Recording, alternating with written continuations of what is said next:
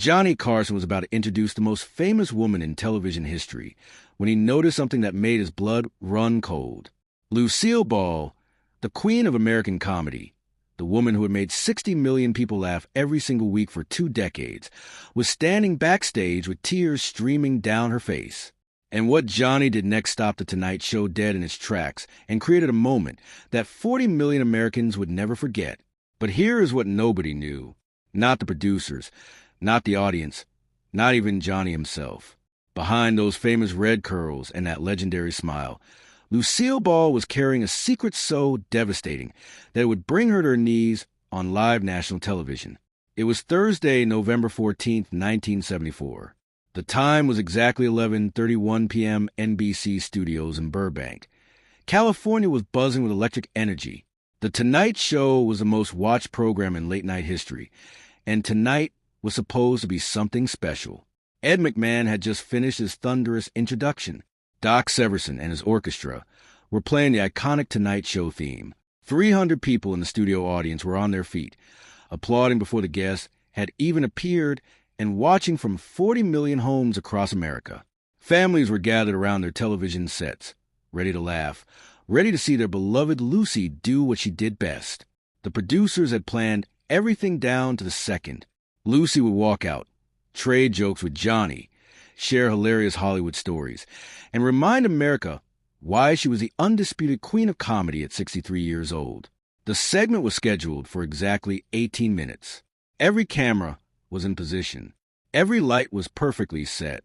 But backstage in the green room, something was happening that would change the course of television history.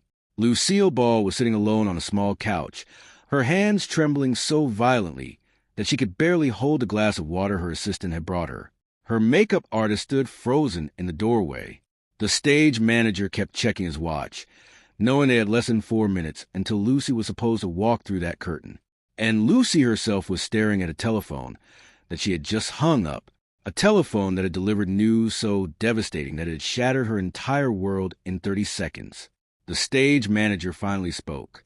"Miss Ball, 2 minutes." Lucy looked up with eyes that were red and swollen. She took a breath.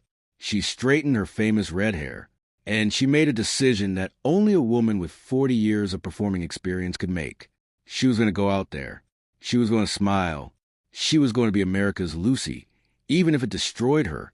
What happened next would become the most talked about moment in late-night television history. If you have ever hidden your pain behind a smile, this story is for you. Keep watching, because what Johnny Carson did next will leave you speechless. Drop a comment and let us know where you are watching from tonight. To understand what happened that November night, you need to understand what Lucille Ball meant to America. And more importantly, you need to understand the secret she was carrying that no one in that studio knew about. In 1974, Lucille Ball was not just a celebrity. She was an institution. She had invented the television sitcom. She had broken every barrier that existed for women in entertainment. She had built a production empire that was worth more than most Hollywood studios. And she had done it all while making America laugh every single week since 1951. I Love Lucy had been the most watched show in television history. At its peak, more Americans watched Lucy Ricardo get into trouble than watched the presidential inauguration. When Lucy gave birth to little Ricky on the show, 44 million people tuned in. That was more viewers than watched the coronation of Queen Elizabeth. Lucy was not just famous. She was beloved. She was family. She was a woman that America trusted to make them forget their troubles for 30 minutes every week. And on that November evening in 1974, Lucy was supposed to be celebrating. She had just signed a massive new deal with CBS for a primetime special. TV Guide had named her the most influential woman in television history. The Television Academy was about to present her with a Lifetime Achievement Award. Everything in her professional life was perfect. But 3 hours before she was scheduled to appear on The Tonight Show, everything in her personal life had fallen apart. At exactly 4:47 p.m. that afternoon, Lucy was sitting in her dressing room at NBC getting her hair styled for the show. Her assistant walked in with a telephone and a look on her face that Lucy would never forget. The caller was Dr. Marcus Rabin, Lucy's personal physician and longtime friend. His voice was shaking. Gary Morton, Lucy's husband of 13 years, had collapsed on a golf course in Palm Springs. He had suffered a massive heart attack. The paramedics had performed CPR for 11 minutes before they could get his heart beating again. He was now in the intensive care unit at Cedars-Sinai Hospital, unconscious and fighting for his life. The doctors did not know if he would survive the night. Lucy dropped the phone. Her legs gave out beneath her. Her assistant caught her before she hit the floor. You see, Gary Morton was not just Lucy's husband. He was her salvation. After her devastating divorce from Desessi Arnaz in 1960, Lucy had fallen into the darkest period of her life. She had stopped eating. She had stopped sleeping. She had stopped laughing, which for Lucille Ball was like stopping breathing. Friends later said that Lucy had lost the will to live. The woman who had brought joy to millions could not find any joy for herself. Gary Morton had saved her. He was a comedian himself, not famous, not wealthy, but kind, patient, devoted. He had shown up at her door every single day with groceries and bad jokes and unconditional love until Lucy finally started smiling again. He had given her 13 years of happiness, 13 years of peace, 13 years of feeling loved without conditions. And now, he was dying in a hospital 100 miles away. And Lucy was supposed to go on television and be funny. Her first instinct was to cancel everything and race to Palm Springs. But the doctors told her there was nothing she could do. Gary was unconscious. They were still running tests. The next few hours were critical, but all anyone could do was wait. Lucy made an impossible choice. She would do the show. She would be professional. She would not let anyone see her pain. But sometimes a heart refuses to follow orders. And Lucy's heart was about to break wide open in front of 40 million people. At 11:32 p.m., the Tonight Show band began playing Lucille Ball's entrance music. The studio audience rose to their feet. The applause was deafening. Lucy stood behind the curtain, her hands pressed against her stomach, trying to stop the trembling. She had performed thousands of times in her career. She had faced cameras and audiences and critics and doubters. She had never once let fear stop her. But this was different. This was not stage fright. This was grief trying to claw its way out of her chest. She took one more breath. She thought about Gary lying in that hospital bed. She whispered something that only she could hear. And then she pushed through the curtain and stepped into the brightest spotlight in television. The audience erupted, 300 people cheering and applauding and calling her name. From home, 40 million Americans were smiling, ready to laugh, ready to be entertained by their favorite comedian. Johnny Carson walked toward her with that famous grin. He extended his hand, and the moment their hands touched, Johnny felt something that sent a chill down his spine. Lucy's hand was ice cold. It was shaking so hard that Johnny instinctively tightened his grip, and when he looked into her eyes behind the stage makeup and the practiced smile, he saw something he had never seen in 12 years of hosting The Tonight Show. He saw terror. But Johnny was a professional. The cameras were rolling. 40 million people were watching. So he guided Lucy to her seat, cracked a joke about her being more popular than the president, and got his laugh from the audience. For the first 7 minutes, everything went according to plan. Lucy talked about her new special. She told a funny story about working with Bob Hope. She made the audience laugh exactly the way she was supposed to. The producers in the control room relaxed. Fred Dordova, the show's legendary director, nodded approvingly. Whatever had been wrong with Lucy backstage, she was handling it like the professional she was. And then Johnny asked a simple question. He leaned back in his chair with that characteristic Carson warmth and said, "So, Lucy, after all these incredible years, after everything you have accomplished, what is the one thing in your life that you are most grateful for?" It was supposed to be an easy question, a softball that would let Lucy talk about her career, or her fans, or her legacy. The kind of question that every talk show host asks and every guest has a rehearsed answer for. But the word grateful hit Lucy like a punch to the heart. She thought about Gary. She thought about him lying unconscious in that hospital bed. She thought about all the mornings he had brought her coffee, all the nights he had held her when she could not sleep, all the times he had told her she was beautiful when she felt broken. She thought about the possibility that she might never hear his voice again. And something inside Lucille Ball finally shattered. The tears came before she could stop them. Her voice cracked. Her shoulders began to shake. And then, for the first time in her 23-year television career, the woman who had made America laugh started sobbing uncontrollably on live national television. The studio audience went completely silent. 300 people frozen in their seats, not knowing what to do. In the control room, Fred Dordova nearly dropped his headset. "Do we cut to commercial?" someone whispered frantically. But Johnny Carson did not cut to commercial. He did not crack a joke to lighten the mood. He did not do any of the things that a professional talk show host was supposed to do. Instead, Johnny Carson did something that had never happened in the history of The Tonight Show. He reached across his desk and took Lucille Ball's trembling hand in his own, and what he said next would change everything. Johnny Carson held Lucy's hand and looked directly into her eyes. The cameras were still rolling. 40 million people were watching. The producers were panicking. But Johnny did not care about any of that. "Lucy," he said softly, his voice barely above a whisper, "what is really going on?" Lucy shook her head, tears streaming down her face, ruining the makeup that had taken an hour to apply. "I cannot," she whispered. "I cannot talk about it. Not here. Not now." Johnny squeezed her hand tighter. "Then do not talk. Just breathe. I am right here." The studio audience sat in stunned silence. Nobody applauded. Nobody whispered. They simply watched as something raw and real unfolded before their eyes. What happened next broke every rule of television. Johnny Carson stood up from behind his famous desk. He walked around it slowly, never breaking eye contact with Lucy, and then he sat down right next to her on the guest couch and put his arm around her shoulders.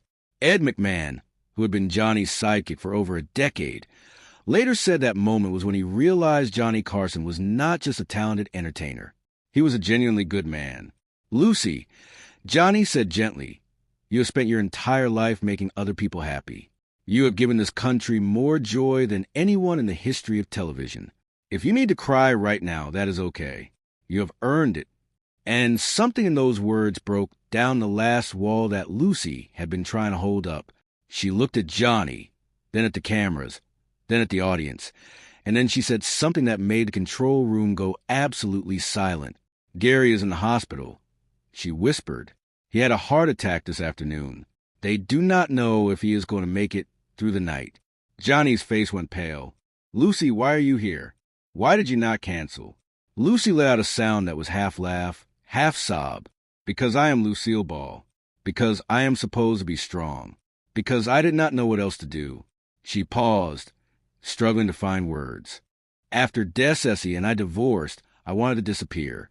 I am not exaggerating. Johnny, I wanted to disappear. I had given that man everything. I had built an empire with him, and then it was all gone." The audience was completely still. Not a single person moved. "Gary found me at my lowest point," Lucy continued, her voice breaking. "I was not taking care of myself. I had pushed away everyone who loved me. And this man, this patient, kind, wonderful man, refused to give up on me." She wiped her eyes with a handkerchief Johnny had quietly pressed into her hand. "He showed up at my house every single day. He brought me food. He sat with me for hours without saying anything, just being there.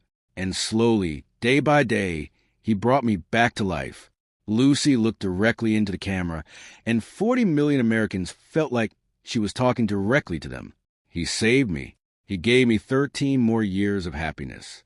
And now I might lose him, and I do not know how to survive that."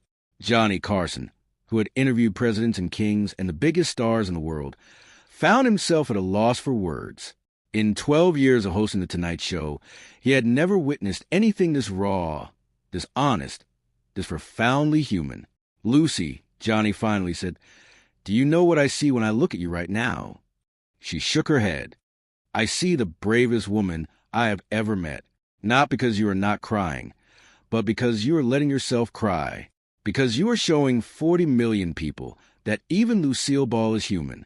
And that takes more courage than any comedy routine you have ever performed." The studio audience began to stir. Someone in the back started clapping softly. Then another person joined, and another, until all 300 people were on their feet, not applauding performance, but honoring a moment of genuine human vulnerability. And then from somewhere in the crowd, a woman's voice called out, "We love you, Lucy." The floodgates opened. More voices joined in. "We are praying for Gary. You are not alone. We love you." Lucy looked out at the audience, tears still streaming down her face. And for the first time that night, she smiled. Not a performance smile, not her camera smile, a real smile. "I love you, too," she whispered. And in that moment, something shifted. Not just in the studio, not just on the show, but in the very nature of what television could be. Johnny Carson turned to camera and said something that would become legendary. "Ladies and gentlemen, this is why I do this job. Not for the jokes, not for the ratings, for moments like this." But the most powerful part of this night was still to come. What happened in the next 10 minutes had never occurred in the history of network television, and it would never be forgotten.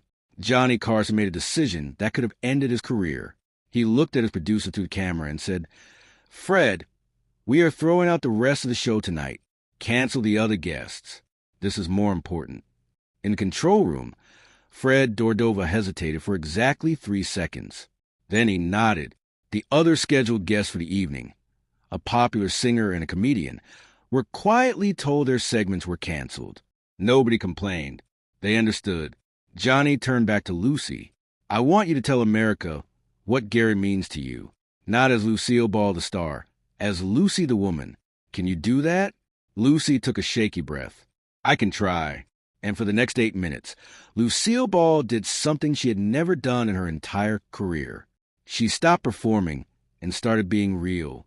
She talked about the day she met Gary at a dinner party in 1960, how he had made her laugh for the first time in months, how he had asked for a phone number without knowing who she was.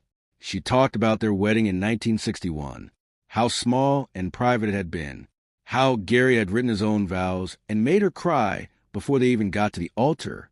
She talked about the small things, the way Gary made her coffee every morning exactly the way she liked it, the way he rubbed her feet after long days on set, the way he never once made her feel like she had to be Lucille Ball the legend instead of Lucy the person. "He gave me permission to be ordinary," Lucy said. "And you have no idea how extraordinary that is when the whole world expects you to be amazing every single second." The audience was weeping. Men who had never cried in public were wiping their eyes. Women were holding hands with strangers in the seats next to them. Johnny let Lucy speak without interruption. He did not try to guide the conversation or make jokes or do any of the things a talk show host normally does. He simply listened the way a friend listens when someone they care about is hurting. When Lucy finally finished speaking, Johnny stood up and then he did something unprecedented. He pulled Lucy to her feet and hugged her right there on national television. A full, genuine embrace that lasted nearly 30 seconds. The studio audience rose for a standing ovation that went on for over 2 minutes. People were crying openly. People were calling out their love and support. It was unlike anything anyone had ever witnessed on a talk show. And somewhere in a hospital room 100 miles away, Gary Morton had regained consciousness. A nurse had wheeled a small television to his bedside so he could watch his wife on The Tonight Show. When he saw Lucy crying, he started crying, too. When he saw Johnny hug her, he tried to reach toward the screen. And when the audience started chanting, "We love you, Lucy," Gary Morton whispered 3 words that the nurse would later say she would never forget. "That is my girl." Back in Burbank, Johnny Carson turned to the camera one final time. "Ladies and gentlemen, I have been doing this show for 12 years. I have talked to presidents and movie stars and every kind of celebrity you can imagine. But I want you to know that what you just witnessed is the most important thing that has ever happened on this stage." He paused, his own eyes glistening with unshed tears. This woman invented television comedy. She broke every barrier there was to break. She built an empire. But tonight, she did something even more incredible. She showed us that behind every legend is a human being who loves and fears and hurts just like the rest of us. He turned to Lucy one more time. "Thank you for trusting us with your heart tonight. Now, go be with your husband." The show cut to commercial, and when it returned, Johnny simply said goodnight and ended the program early. But the story was far from over, because what happened after the cameras stopped rolling would remain a secret for nearly 2 decades. The moment the red light on the cameras went dark, Johnny Carson sprang into action. He grabbed Lucille's hand and led her through the backstage corridors toward his private dressing room. His assistant was already on the phone, arranging transportation. Crew members stepped aside as they passed, many of them still wiping tears from their own eyes. "There's a helicopter on the roof," Johnny told Lucy. "It can get you to Palm Springs in 40 minutes. I am coming with you." Lucy stopped walking and stared at him. Her makeup was ruined. Her eyes were swollen. She looked nothing like the glamorous star who had walked onto that stage 3 hours earlier. "Johnny, you do not have to do that. You have already done so much, more than anyone has ever done for me." "I know I do not have to," Johnny said firmly. "I want to. Nobody should face something like this alone. Not tonight. Not ever." Lucy started to protest again, but Johnny raised his hand gently. "Lucy, you have spent your entire life taking care of everyone else. Your cast, your crew, your fans, your family. Tonight, let someone take care of you." She had no words left. She simply nodded. At 12:47 a.m., a helicopter lifted off from the roof of NBC Studios in Burbank. Inside were Johnny Carson, Lucille Ball, and a silence that was heavier than words.